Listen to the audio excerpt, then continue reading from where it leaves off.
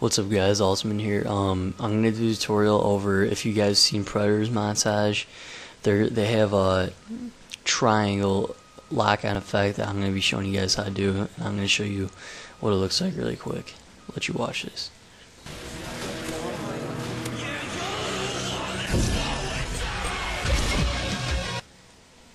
Yeah, so basically what it does is a red screen flashes across really quick, giving a little darker red color. Looks nice.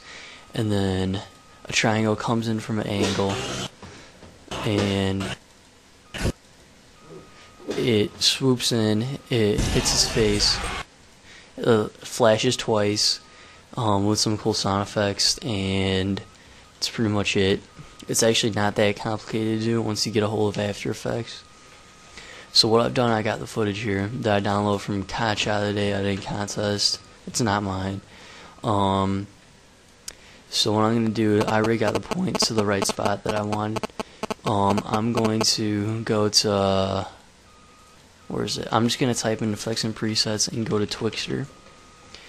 I'm going to drag Twixtor onto the clip. I'm assuming that you guys know how to use Twixtor pretty well already. So I'm going to turn the speed to 100 at the very beginning, move it one frame over, and put it at maybe 2. No, I'm going to put it at 3.5. And then I'm going to turn Smart Blend on, and I'm going to set the input frame rate to 59.94, because that's what my project settings are at right here, 59.94. And then I am going to, actually, you know what, I'm going to preview this really quick and see if the Twixtor looks good. That should be fine. I'm going to turn the audio off on the clip though, and all you have to do is go to audio levels and then drag that all the way down to -48, and then it should turn off. Okay. So what I want to do is I want to make the triangle, and what I need to do that, I need to make a new composition, just the default 59.94 frame rate, 1280 by 720. It really doesn't matter. All that matters is when I insert a new layer as solid, make sure it's white and make sure it's a square. So you have to have the width and the height equal.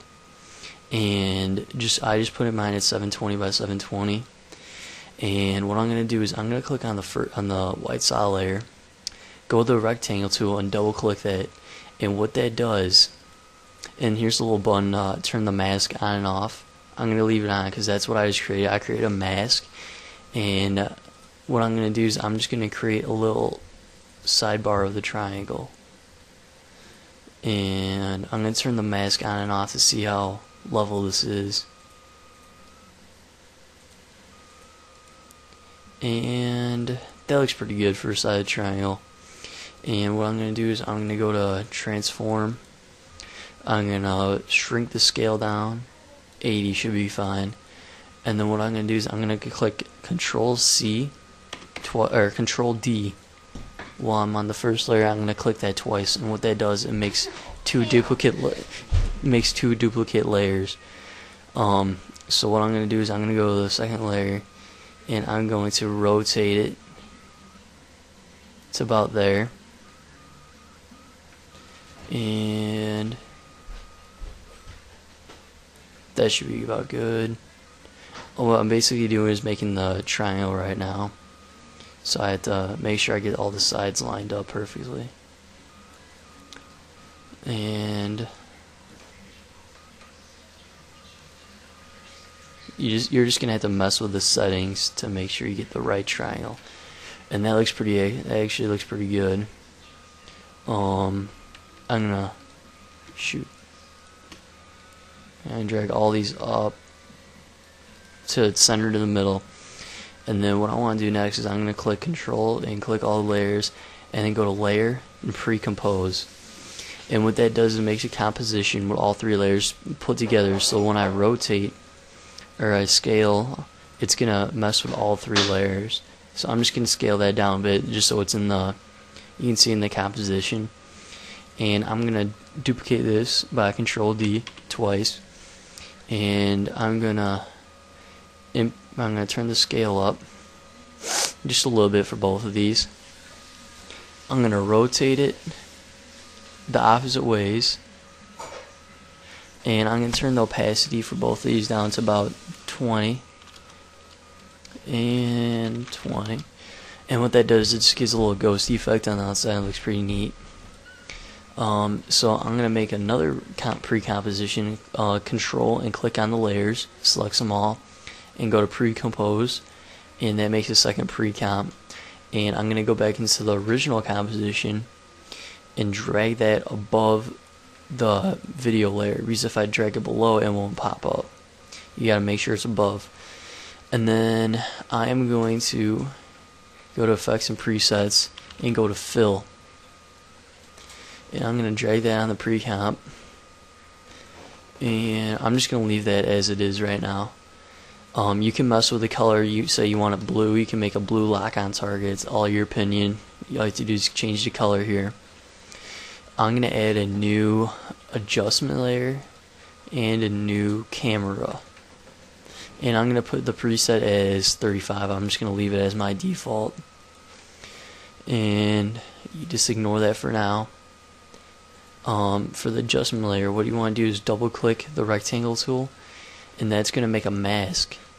And what you're going to do is you're going to drag fill onto the mask, and it's going to give you this. So all you have to do is go to mask and then turn the opacity to whatever darkness of the red color you want the screen to be. I'm just going to have mine at 19. It just gives a little nice red effect. And you can always feather this out, make it feathered on the outside. As you can see, around the outside it gets a little back to the normal color, and that you can't really tell that much, but it'll help your video look better. And then I'm gonna type in linear wipe, and I'm gonna drag that onto the adjustment layer. I'm gonna click on the effects, go to linear wipe, transition. I'm gonna drag this all the way to 100, and then I'm gonna drag it down.